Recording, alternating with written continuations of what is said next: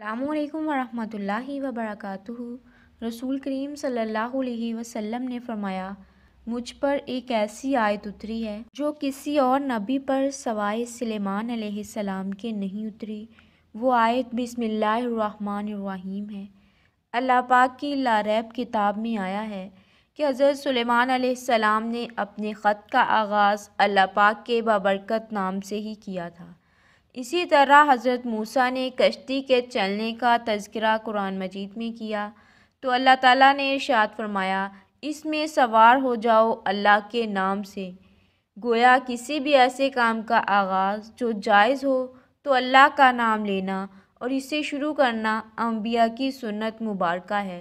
यूँ इस काम में बरकत पैदा हो जाती है। जब नबी करीम सल्लल्लाहु अलैहि वसल्लम कोई काम करते तो इसकी इब्तिदा अल्लाह पाक के बाबरकत नाम से फरमाते। इससे मालूम होता कि बिस्मिल्लाह की किस कदर अहमियत है। इस लिहाज से आपको अमल हाजात बताएंगे। इसकी बरकत से अल्लाह पाक आपकी हर दुआ को कबूल फरमा देंगे।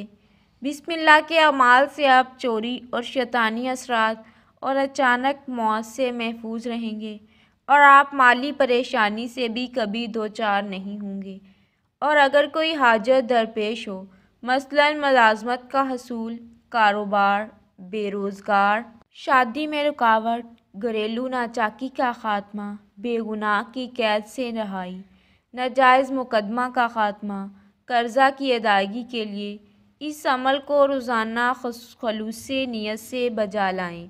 इंशाअल्लाह जो भी हाजत होगी वो पूरी होगी। अल्लामा कर्तबी ने बयान किया है कि खाने पीने, ज़िबा करने, वज़ू करने, कश्ती में सवार होने, गर्ज़ हर सही काम करने से पहले बिस्मिल्लाह पढ़ना मुस्तहब है।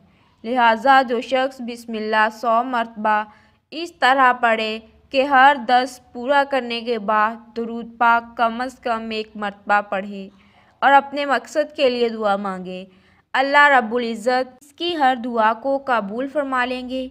बिस्मिल्लाह के हरूफ की तादाद 786 है।